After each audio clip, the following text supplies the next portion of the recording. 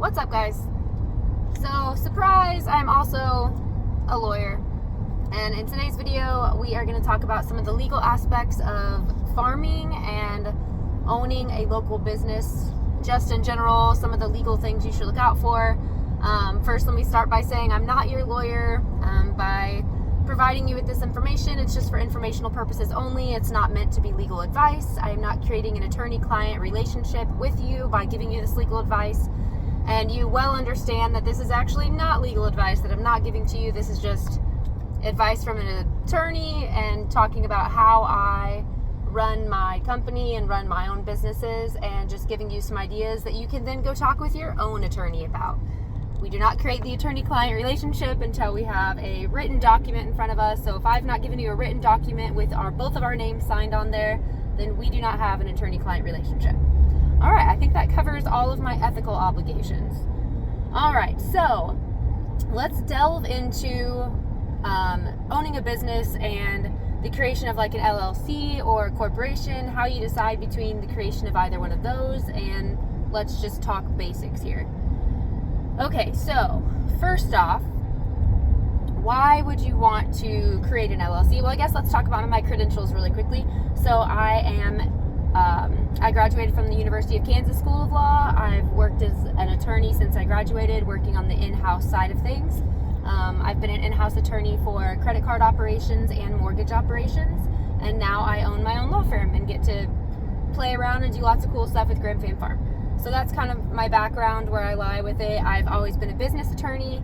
I'm just kind of now delving into the litigation side, but that's a whole different backstory that's not on Graham Fam Farm. Okay, so I have experience in this area, and I work with a lot of different clients on how to make sure their companies are arranged in such a way that it is most profitable for them, and it's going to reduce their liability the most.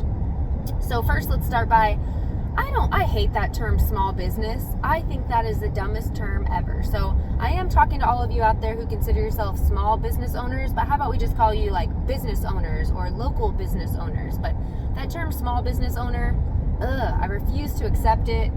It sucks. How about you're just a local business owner and you don't have to be small, you can be huge.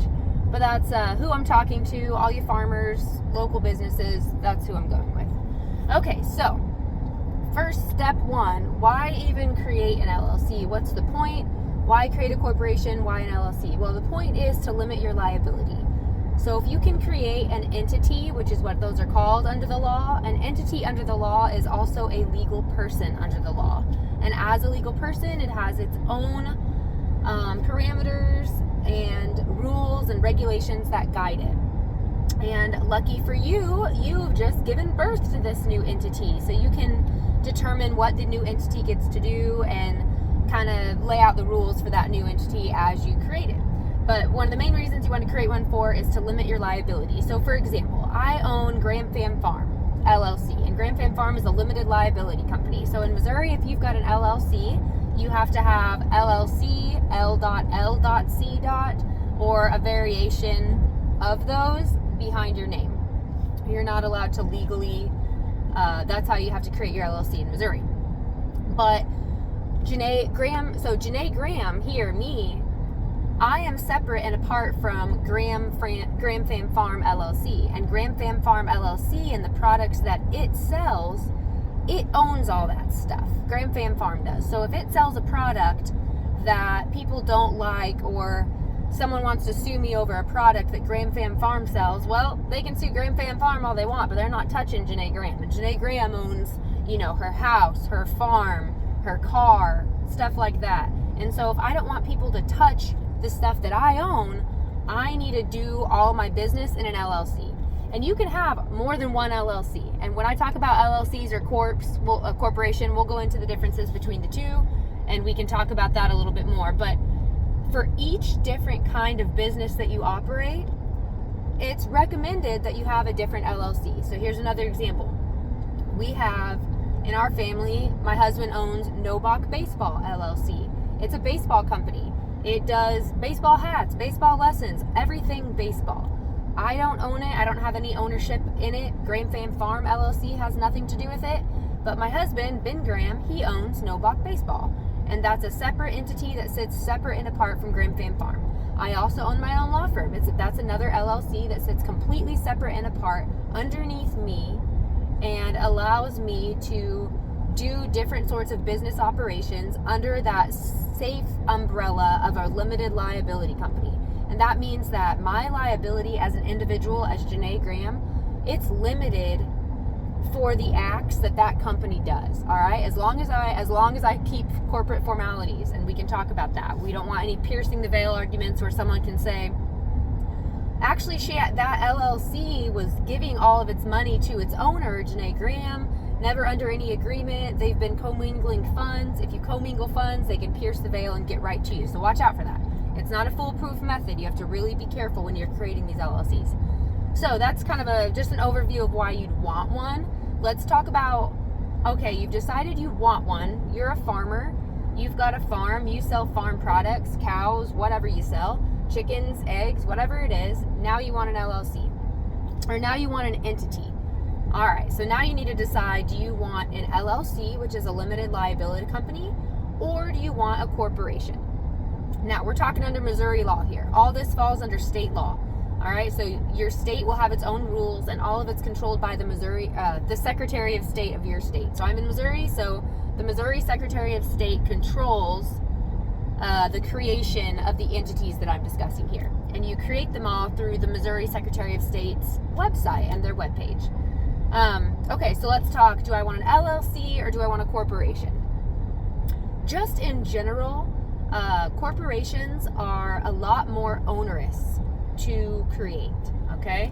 They're controlled by like the Missouri Corporations Act or Missouri Business Corporations Act. I can't remember what it's for sure called, but they are stricter, have a lot more requirements, and you've got to keep your formalities really tight, okay? A corporation is like your most formal legal company you can have. That's a corp, okay? A lot of times when you're creating a corporation, you're creating it for like a holding company, like at the top, and then you're going to have a bunch of corporation or companies that sit below it, subsidiaries, things like that.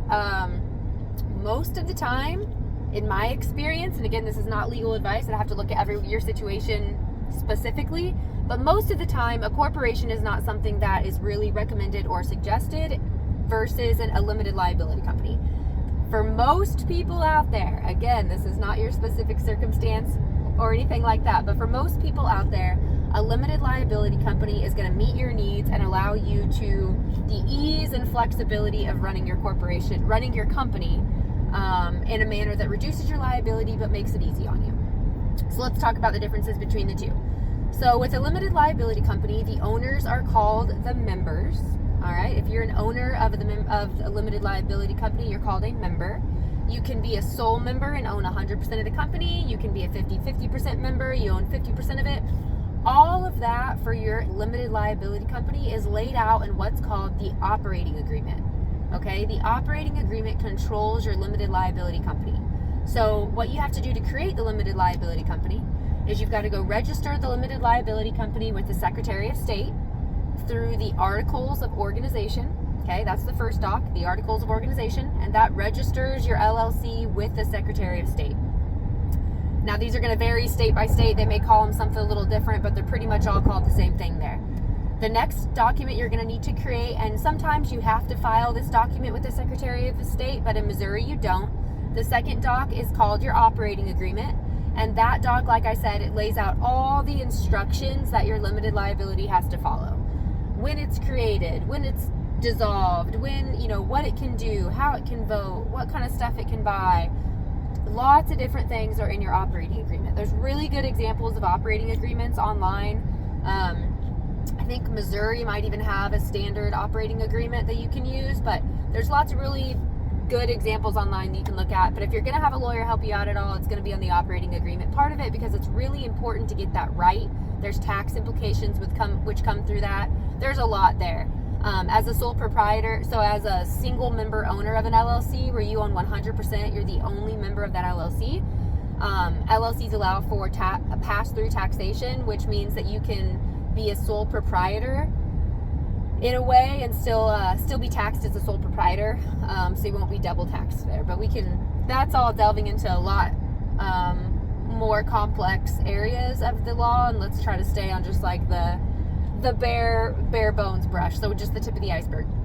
All right, so members own your limited liability company, and members run your day-to-day. If you have a limited liability company, you can say that the owner runs the day-to-day. You can designate officers, such as like a chief executive officer. You can really do whatever you want. You can set it up however you want. It's super flexible. The main thing you've got to remember is that, and then the third step would be getting your FEIN number. That's step 3, okay? Now, an FEIN number, your federal employer identification number, is not always required for an LLC. But what it is required for is a bank account. And if you want to keep your liability limited by owning an LLC, you'd better open yourself up a bank account as well, okay? Because if anyone's going to argue that they pierced the veil, one of the first arguments they're going to make is you don't even have your own bank account for it. So let's not do that. So in order to open your bank account, you're going to need all 3 of those docs. Your articles of organization, filed and stamped by the Secretary of State. That usually takes a day or something. It's very, very short usually, unless you're doing a state like Delaware. It's going to take you a week or 2 to physically send it in and get it approved. But for most states, it's an instant approval online. So make sure, a couple things to note when you're doing your articles of organization is that you want to make sure your name's not taken. You can do a name search underneath any Secretary of State. You can search for a name of a company. You can do a name reservation. It's not required. It's actually just a huge waste of money unless you're like, I definitely want this name, and I know my neighbor also definitely wants this name, so I better reserve it right now. Other than that, name reservations really are pointless and a waste of money for you on the Secretary of State's website. You can just search for the name of the LLC you want. If it doesn't pop up that anyone else has that name, you can go ahead and register that LLC right away, and you'll be approved instantly in Missouri, as long as you do it right. But so you'd get your articles of organization. They'll instantly populate from that, and they'll be stamped from the Missouri Secretary of State. Then you're going to need that operating agreement that we talked about. Usually that's where a lawyer comes in to help out. But like I said, there are templates online and examples online. You can do your own research and figure it out. And then the third thing you're going to need is the FEIN. Now, the FEIN you can get free online Monday through Friday. I think the time is like 7 a.m. to 5 p.m. Central. Something like that. You can get it free online then. It's like Google, free FEIN online. There's going to be a bunch of ads that come up first that are like, let me do your FEIN for you. Use our website. It costs you $35. Don't do any of those. Scroll down to actually like the IRS's website. Now, if you do it outside of those hours, like on the weekend or outside of the hours I quoted, it's not going to be an instant approval of the FEIN. It's going to have to come in for you. But if you do it during those times, they can instantly approve you for it and populate it right up there for you. You can just save that document as a PDF doc, and then you've got all 3 of your docs. You can go open up your business bank account at your bank of choice. That's your limited liability company.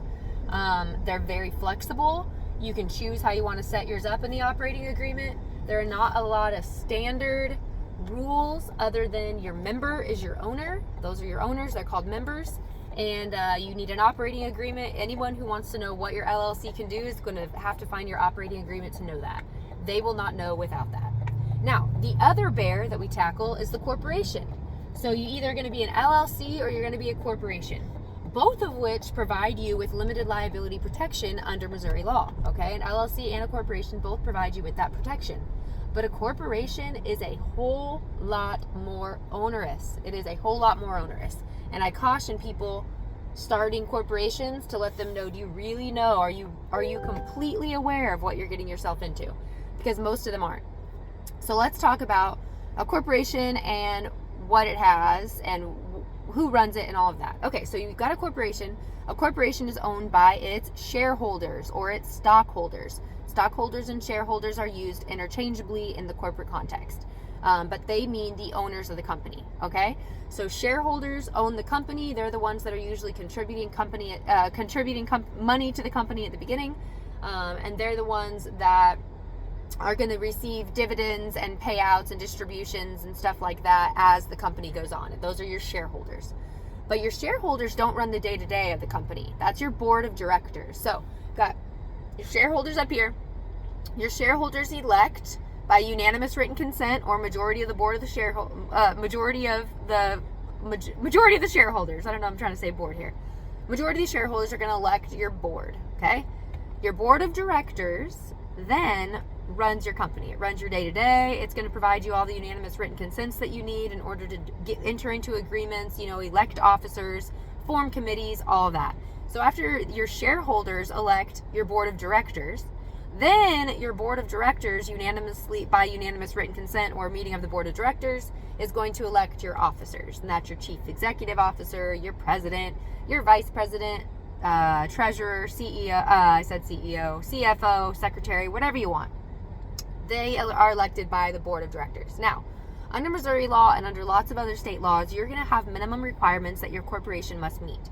So for example, like in Missouri, your board of directors must elect a president and a secretary. Okay, I think it's like president, secretary, maybe treasurer, could just be president, secretary. I need to brush up on that. But they have to elect something specific under state law. There are specific requirements for corporations.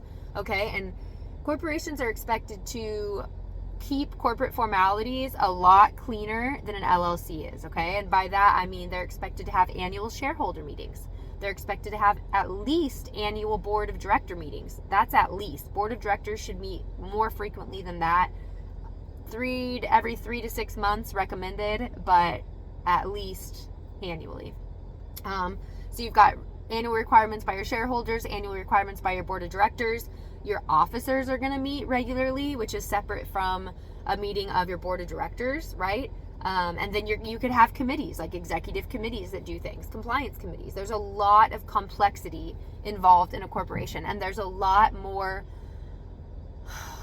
less leeway in a corporation. Honestly, you're expected to keep these formalities in such a way as they're regularly maintained under the corporate law of your state, and so you are going to be held to that standard.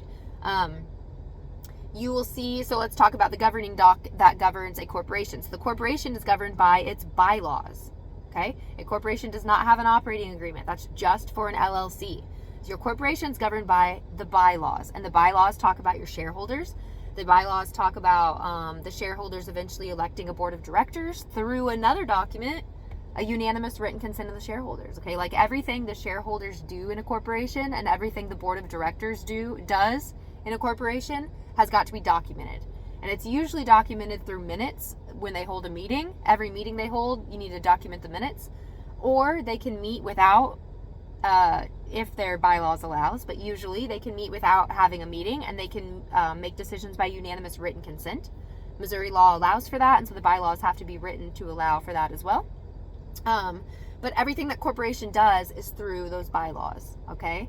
And you've got to have a paper trail, a very strong paper trail with your corporation. When your shareholders meet, there's recorded minutes, they're kept with company records. When the board of directors meet, there's company minutes, it's kept with company records.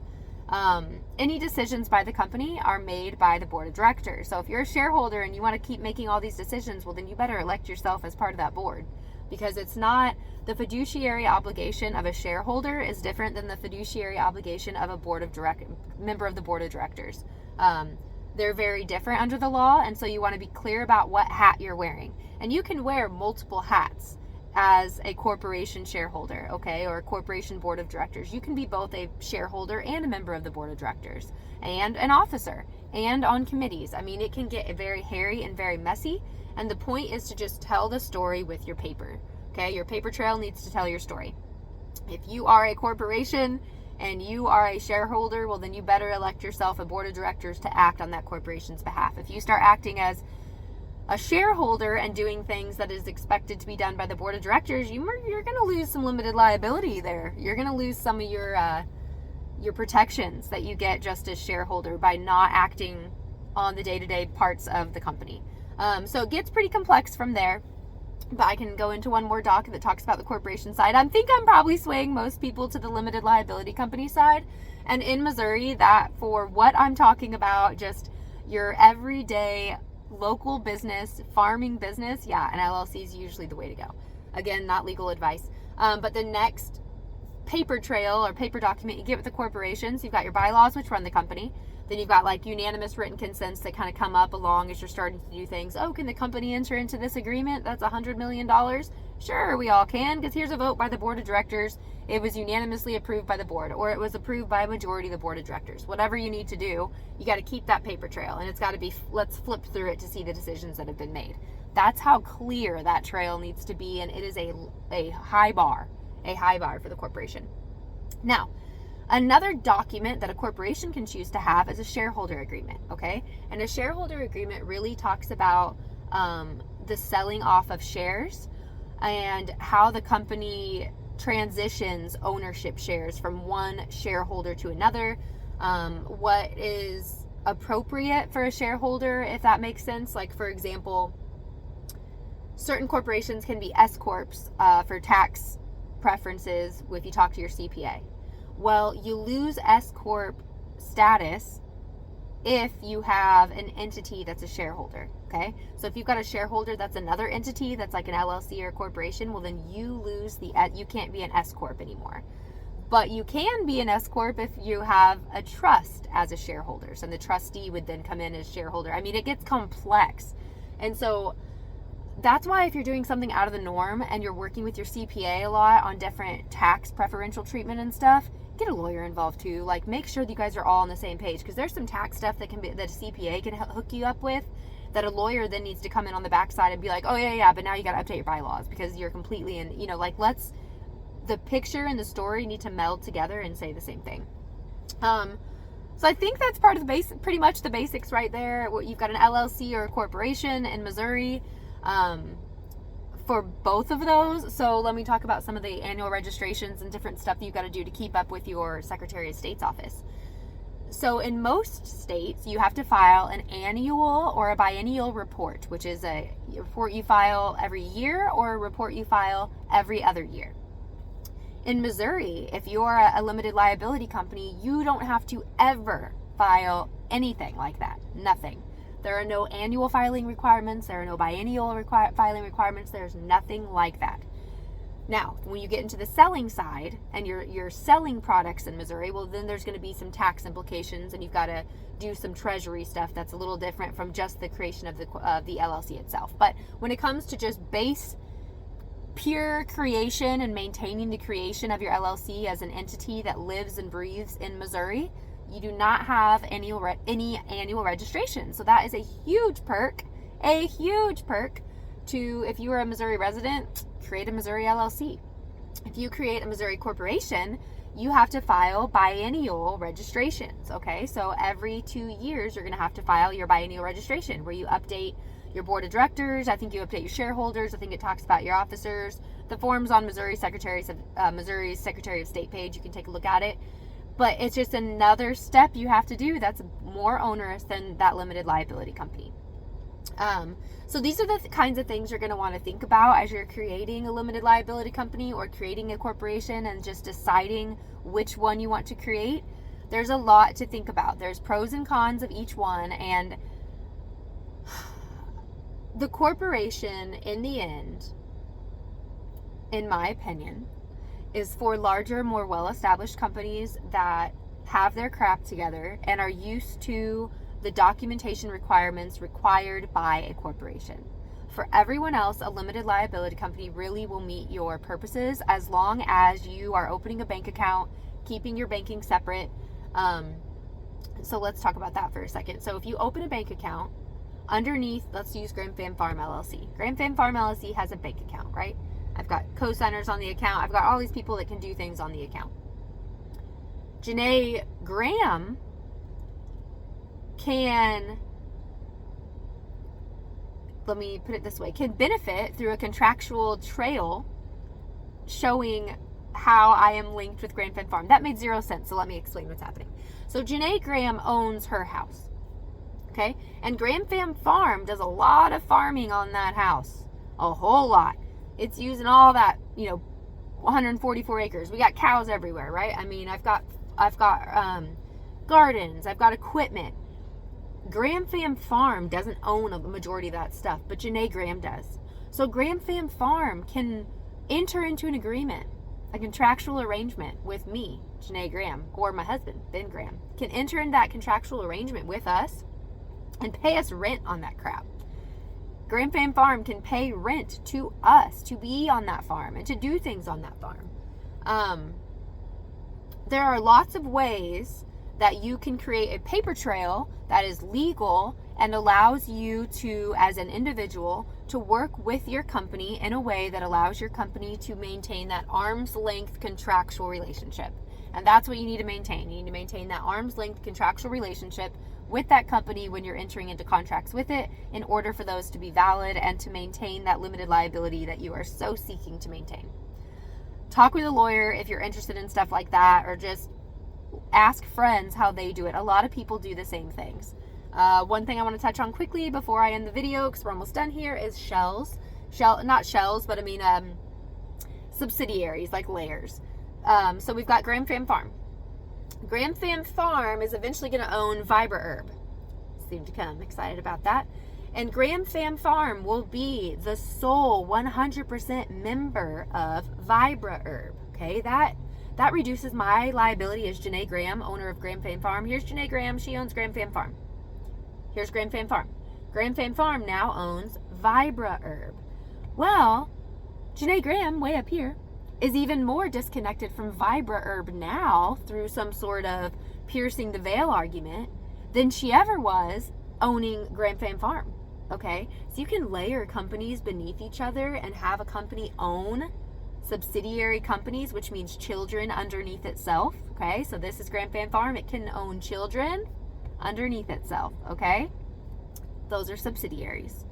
That is how you layer companies, and you would in exchange of putting yourself as the member of the LLC, now you already have an LLC created, you're creating another LLC, so now I've got Graham Fam Farm as the sole 100% member of VibraHerb, okay? And that's how you can layer stuff like that. So I think a lot of people get nervous about the layering and, oh, it's so complex, and is it illegal, and these shell companies and and holding companies. They try to freak us out a lot. If your goal is to do things legally, there are definitely ways to do things legally that protect you and can encapsulate you and make you more protected from some of the liability that's out there. So I wanted to just give you a quick rundown of the video. I think a lot of farmers are scared of starting LLCs or corporations and what that even means or can look like.